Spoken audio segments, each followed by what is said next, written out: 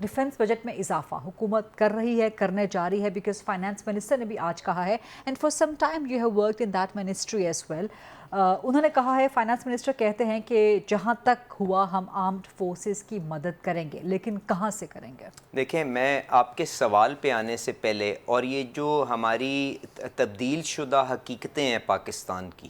ان کو ہم نے کس طرح سے آگے لے کے چلنا ہے، اس پہ آنے سے پہلے صرف وزیر اعظم صاحب کو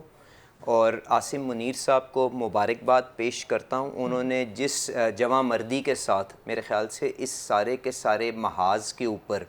پاکستان کا جو آبجیکٹیو تھا اور پاکستان کی جو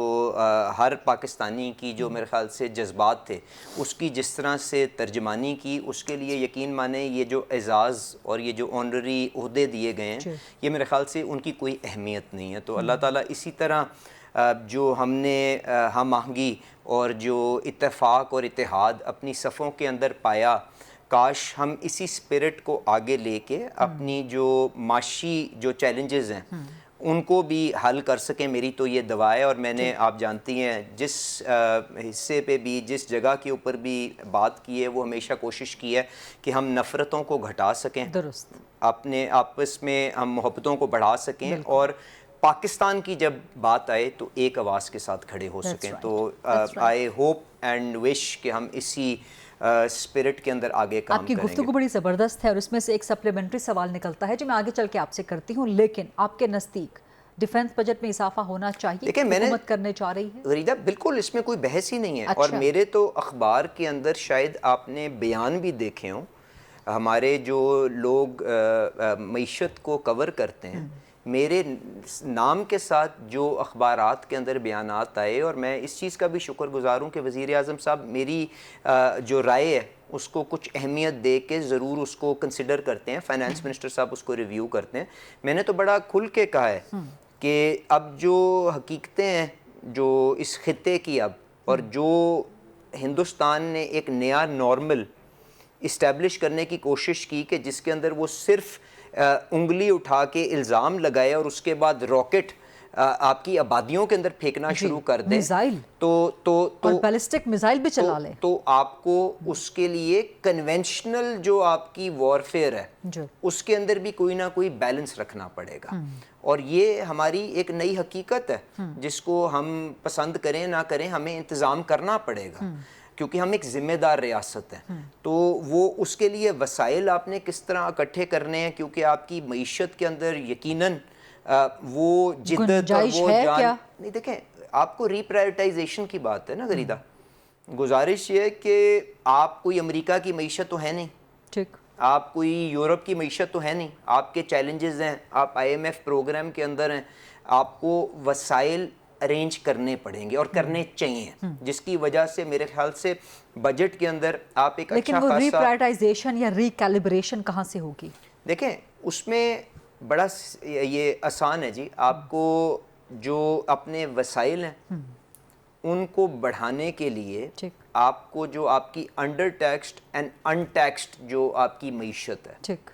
دیکھیں، اگر آپ نے انہی لوگوں کو، جس طرح آپ جیسے لوگ ہو گئے یا تو تنخواہ دار لوگ ہو گئے یا مینوفیکچرنگ سیکٹر ہیں، اگر ان کے اوپر آج بوجھ ڈالنے کی غلطی کی تو وہ تو اپنے پیروں کے ذریعے اپنا فیصلہ آپ کو سنا رہے ہیں نا کہ وہ دوسرے ملکوں کی طرف جا رہے ہیں، کاروبار بند ہو رہے ہیں. تو وہ آپشن آپ کے پاس موجود نہیں ہے. تو پرائم منسٹر صاحب نے جو ہر فورم پہ بات کی، enforcement and going after the grey economy, آپ کو اعلان جنگ کیش کے خلاف کرنا، اور جو لوگوں کے لائف سٹائلز آپ کے پاس موجود ہیں، وہ کلبوں کے اندر جاتے ہیں، وہ گاڑیاں رکھتے ہیں، وہ اسلحہ موجود رکھتے ہیں، بچے ان کے آپ کے پرائیویٹ سکولوں میں پڑھ رہے ہیں، آپ اس قسم کی پراپرٹیاں رکھتے ہیں، آپ کرائے حاصل کرتے ہیں، آپ سٹاک پورٹ فولیو، یہ سارا کام جب میں FBR کے اندر تھا، یہ ڈیجیٹائزیشن کے ذریعے، ود ہولڈنگ ٹیکس ریجیمز کے ذریعے، اس ڈیٹا مائننگ کے ذریعے ہم کر کے آئے ہیں. یعنی کہ ٹیکس نیٹ کو آپ براڈن کریں گے، وائڈن کریں گے، اور وہاں سے ڈیفنس بجٹ کی طرف آپ یوٹیلائز کریں گے. اور اس کے ساتھ ساتھ میں نے تو اس حد تک بھی بات کی کہ یہ بھی ہمیں بنیادی سوال آج اپنے آپ سے کرنا ہوگا، بحیثیت پاکستانی، بحیثیت پنجابی، بحیثیت سندھی، کیا یہ جو دفاع کا خرچہ ہے یہ اسلام آباد کی ذمہ داری ہے جو اپنا سود کا بھی شاید خرچہ پورا کرنے کی گنجائش نہیں رکھتا. کیا اس کے That's another interesting point. So what are you trying to say? I am trying to say کہ in the changed realities of Pakistan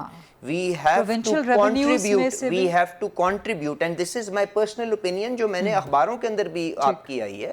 کہ ہمیں سوچنا پڑے گا کہ ہم نے اپنی دفاع کو کس طرح سے امپریگنیبل بنانا ہے, اور کیا یہ جو فزیکل نظام ہمارے پاس ہے, دیکھیں اس کے اندر آپ بہت سے کام کر سکتے ہیں.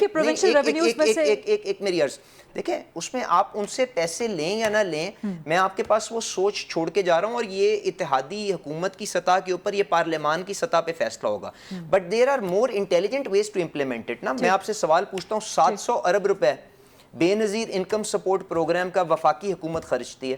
1% لوگ اسلام آباد میں رہتے ہیں. اگر صوبے یہ 700 ارب کی ذمہ داری اٹھا لیتے ہیں کیونکہ سوشل پروٹیکشن 18ویں ترمیم میں ان کی ذمہ داری ہے, تو میرے پاس ایز فیڈرل گورنمنٹ 700 ارب زیادہ ہو گیا, تو میں وہ ڈیفنس کے اوپر استعمال کر سکتا ہوں. یہی ایجوکیشن کے اندر ہے, یہی باقی کے محکموں کے اندر گنجائش موجود ہے. تو اگر ہم غریدہ یہ طے کر لیتے ہیں کہ یہ مسئلہ ہم نے حل کرنا ہے اور ہماری دفاع جو ہے is not negotiable. Absolutely. So And we have seen that now. We will have to find solutions for that, and there are intelligent solutions and difficult solutions. And this is one of an intelligent, and I don't think so that would be a difficult decision because اس وقت پوری قوم میں اتحاد اتفاق موجود ہے, اور یقیناً وہی آگے چلے گا سینٹیمنٹ. میں نے تو جہاں پہ ہماری اپنی